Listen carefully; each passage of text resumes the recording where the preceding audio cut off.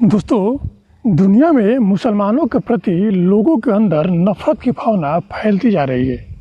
इसका क्या कारण है और क्यों मुसलमान ही एक ऐसा धर्म है जिनसे पूरी दुनिया नफ़रत करने लगी है।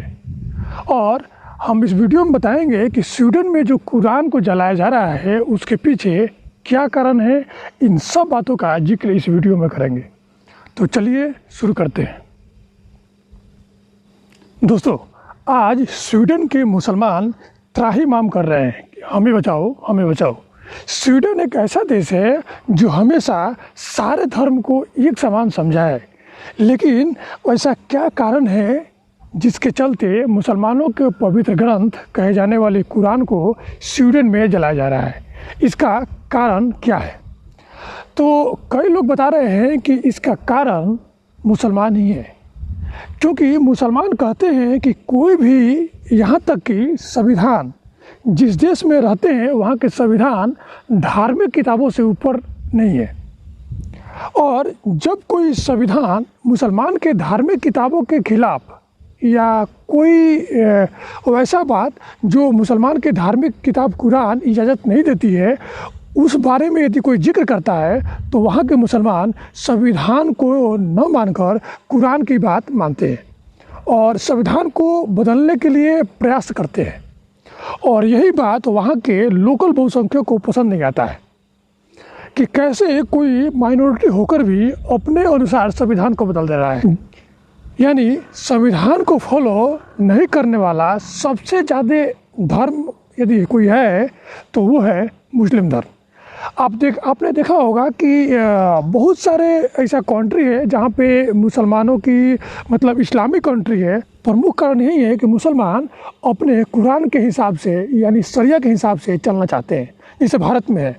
भारत में एक मस्जिद से दिन में कम से कम 5 बार ऐलान होता है कि मुसलमान के जो भगवान है वही श्रेष्ठ है, बाकी जो भगवान है वो श्रेष्ठ नहीं है।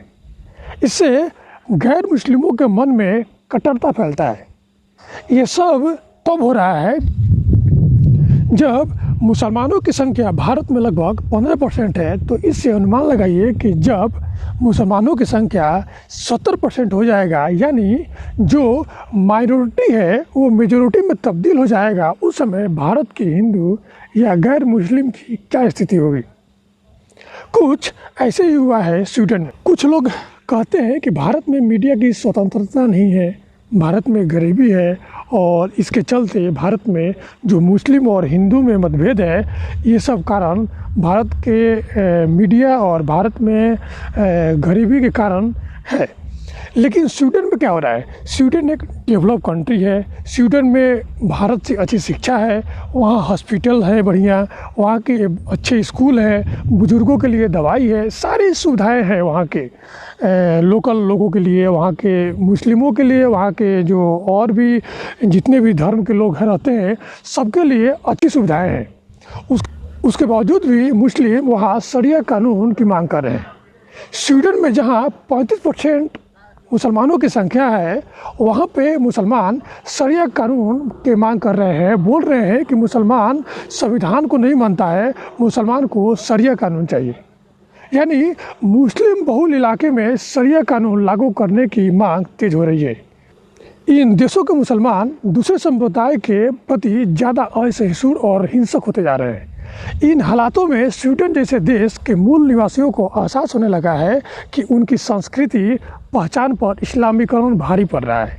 इसलिए मुसलमानों को स्वीडन से बाहर करने की मांग उठ रही है और कुरान को जलाने जैसी घटनाएं आम हो चुकी है। यूरोपीय देश स्वीडन में कुरान को जलाए जाने की घटना पिछले 4 दिनों से मचा हुआ है।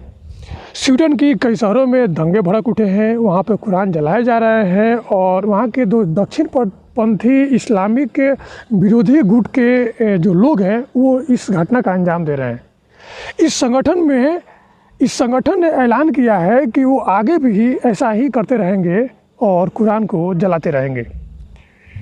लेकिन वहीं दूसरी तरफ जहाँ पे 35% से ज़्यादा मुस्लिम लोग हैं, वहाँ पे मुसलमानों द्वारा दंगे किया जा रहा है, क्योंकि उनके जो रिलीजियस बुक में है वैसा बातें लिखा है कि जो आप सोच नहीं सकते हैं। कुरान को लेकर भारत में भी बहुत सारे बहस हुआ है, लेकिन कोई समाधान नहीं निकला है। यदि आपको ये जानकारी अच्छी लगी हो तो आप मेरे वीडियो को लाइक करें, शेयर करें, सब्सक्राइब करें। धन्यवाद।